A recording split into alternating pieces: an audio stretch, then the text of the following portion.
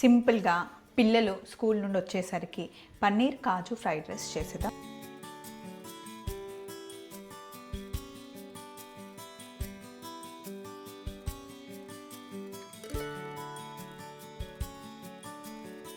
పిల్లలకి ఇద్దరికి చాలా ఇష్టం. సో ఫస్ట్ ప్యాన్ పెట్టేసి కొంచెం ఆయిల్ వేసాను. ఆయిల్లో కొంచెం సాల్ట్ వేస్తున్నాను. ఆయిల్ మటుకి చాలా వేడిగా అవ్వాలి. ఇందులో మనం పన్నీర్ కాజు రెండింటిని ఫ్రై చేయబోతున్నాం అనమాట. ఎప్పుడైనా సరే పన్నీర్ని మనం ఫ్రై చేసేటప్పుడు నూనె మటుకి సూపర్ డూపర్ హాట్గా ఉండాలి, లేకపోతే ప్యాన్ అది నాన్ స్టిక్ ప్యాన్ అయినా అంటుకుంటుంది. సో మనం ఇందులో నూనె వేసాం కదా, ఉప్పు కూడా వేసాం, ఎందుకంటే కింద అంటుకోకుండా ఉండడానికి.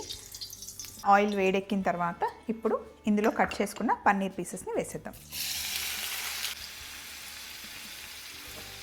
అలాగే కాజును కూడా ఇందులోనే వేసేసి రెండింటిని మనం ఫ్రై చేద్దాం.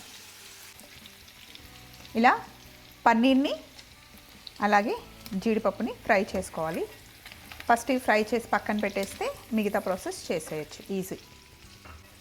పన్నీర్ జీడిపప్పు రెండు ఫ్రై అయిపోయాయి, వీటిని పక్కన పెట్టేద్దాం కాసేపు. నెక్స్ట్ ఓక్ పెట్టుకొని ఇందులో కొంచెం ఆయిల్ వేసుకున్నాం. ఆయిల్ వేసి సన్నగా తరిగి పెట్టుకున్న వెల్లుల్లి, సన్నగా తరిగి పెట్టుకున్న పచ్చిమిర్చి, అలాగే సన్నగా తరిగి పెట్టుకున్న ఉల్లిపాయలు. ఫ్రైడ్ రైస్కి వెజిటేబుల్స్ ఎక్కువ సాఫ్ట్ అవ్వాల్సిన అవసరం లేదు, పచ్చివాసన పోతే చాలు.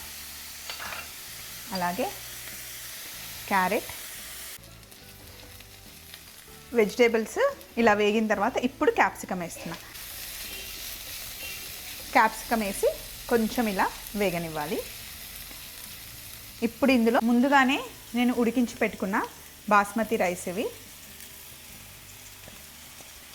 ఫ్రైడ్ రైస్కి మంచి ఫ్లేవర్ రావాలి అంటే బాస్మతి రైస్ వేసుకోవాలి. ఇంట్లో సింపుల్గా చేస్తున్నాము లంచ్ బాక్స్కి అంటే బాస్మతి రైస్ ఏం అవసరం లేదు, రెగ్యులర్ రైసే వేసుకోవచ్చు. ఇందులో కాస్త మిరియాల పొడి, అరోమాటిక్ పౌడర్, కొంచెం వెనిగర్,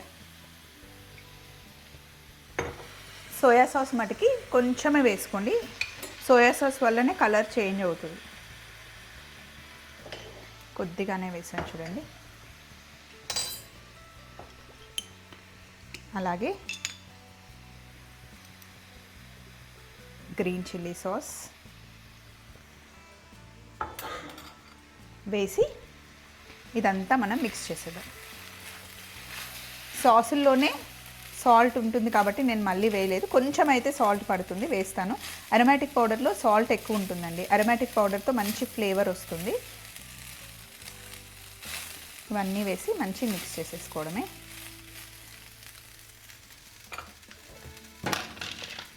కొద్దిగా సాల్ట్ పడుతుంది, కొంచెమే సాల్ట్ వేసా. సాల్ట్ మటుకి చూసుకొని వేసుకోండి. రైస్ వేసిన తర్వాత కొంచెం అట్లా వాటర్ మనం స్ప్రింకిల్ చేస్తే మంచి మాయిశ్చర్గా ఉంటుందన్నమాట, అండ్ తొందరగా మళ్ళీ రీహీట్ కూడా అవుతుంది. అన్నం కొంచెం రీహీట్ అయిన తర్వాత ఇప్పుడు ఫ్రై చేసుకున్న జీడిపప్పు, పన్నీర్ ఇందులో వేసేసుకోవాలి. అంతా మొత్తం మిక్స్ చేసేసుకోవాలి. లాస్ట్లో కొంచెం స్ప్రింగ్ ఆనియన్ యాడ్ చేసేసుకుంటే బాగుంటుంది. కాజు పన్నీర్ ఫ్రైడ్ రైస్ రెడీ అయిపోయింది, సర్వ్ చేసుకుందాం రండి.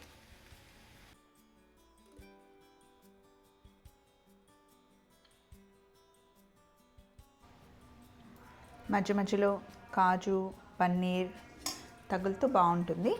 కొన్ని పక్కన పెట్టాను గార్నిష్ కోసం.